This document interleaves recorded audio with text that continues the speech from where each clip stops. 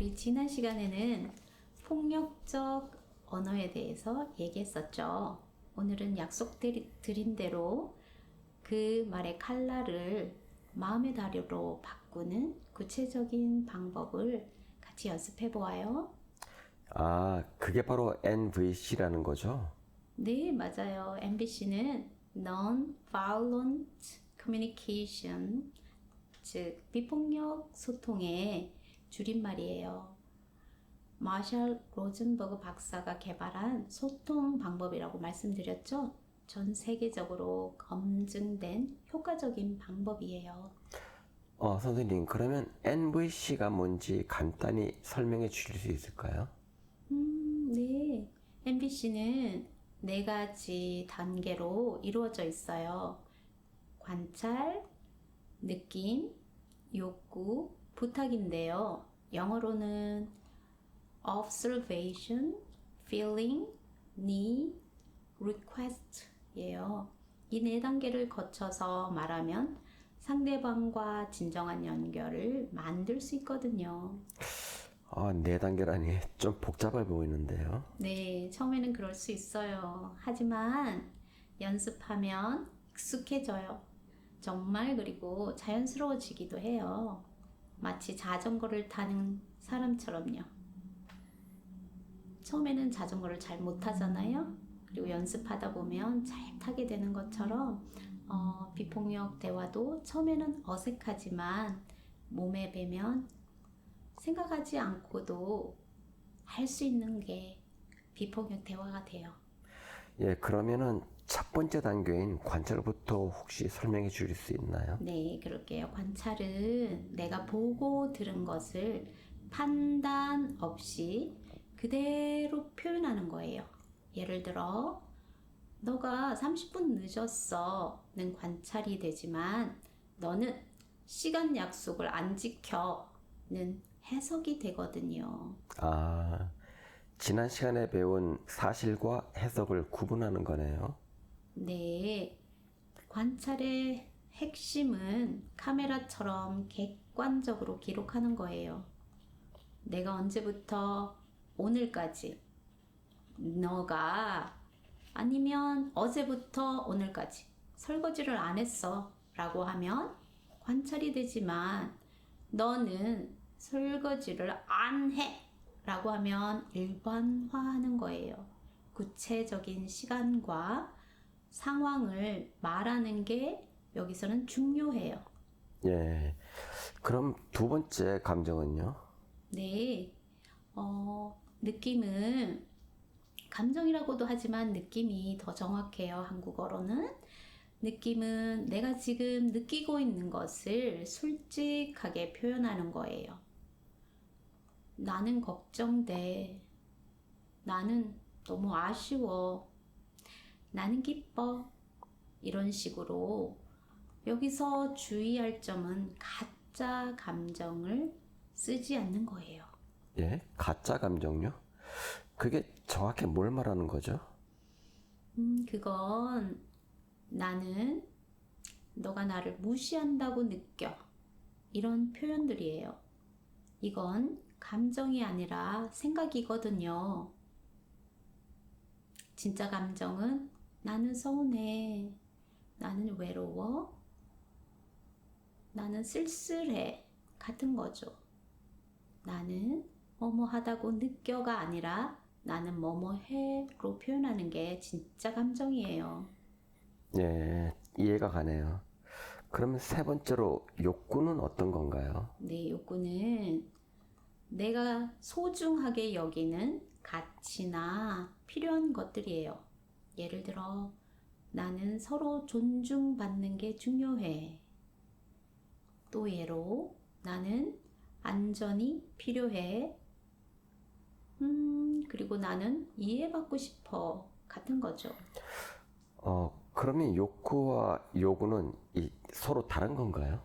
네, 욕구는 보편적이고 추상적인 거고, 요구는 구체적인 행동이에요. 예를 들어, 나는 소통이 중요해는 욕구이고, 30분 대화 시간을 가져줘는 요구예요. 욕구는 모든 사람이 공감할 수 있는 인간의 기본 필요들이에요. 그러면 상대방도 그 욕구에 공감할 수 있겠네요. 네, 바로 그거예요. 욕구 단계에서 서로 연결되는 거죠.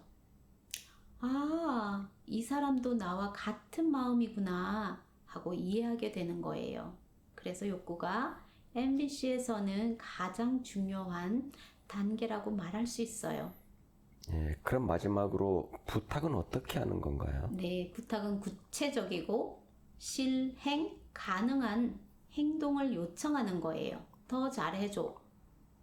좀 더 해줘. 같은 모호한 표현이 아니라 다음에 늦을 것 같으면 미리 문자 보내줄래? 라고 구체적으로 요청하는 거죠. 선생님, 그럼 혹시 부탁할 때 어떤 주의할 점이 있을까요? 네네. 중요한 질문 하셨어요. 두 가지가 참 중요해요. 첫 번째는 긍정적인 언어로 표현하는 거예요. 소리 지르지 마! 라는 말 대신에 조용히 말해줄래? 라고 하는 거죠. 또 다른 방법은 상대방이 거절하는 상황도 있으니까 그냥 인정해 주는 거예요.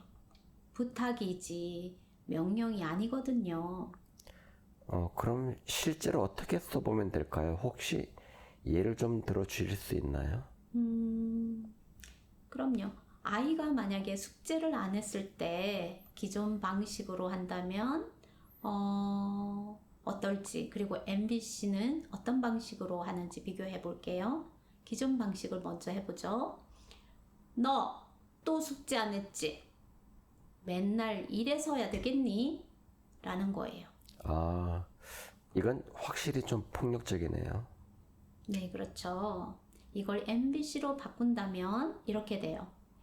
오늘 너의 숙제장에 보니까 숙제를 하지 않았는데 이게 관찰이 되겠죠? 나는 걱정이 돼. 이거는 느낌, 감정이 돼요. 내가 학습할 기회를 놓치고 숙제를 하지 않으면 어떻게 될 것 같아? 라는 그런 마음이 있는데 거기서 내가 학습할 기회를 놓칠까봐 그래가 욕구가 되는 거죠. 지금 30분만 시간 내서 함께 숙제 계획을 세워볼까? 라는 부탁이에요. 와, 완전히 다른 느낌이네요. 맞죠? 똑같은 상황인데 아이가 받는 느낌은 완전히 다를 거예요. 첫 번째는 자신이 나쁜 아이라고 느껴졌지만 엄마가 자신을 걱정하고 도와주고 싶어 한다는 걸 느끼게 되죠. 오늘 MVC 4단계를 배워보니까 이게 좀 어렵긴 한데 정말 유용할 것 같아요. 네, 그렇죠. 처음에는 모두가 어색하고 많이 어려울 수 있어요. 하지만 함께 연습하다 보면 자연스러워질 거예요. 처음에는 한 단계씩만 의식해서 사용해 보세요. 지금은 관찰만 해보자 이런 식으로요.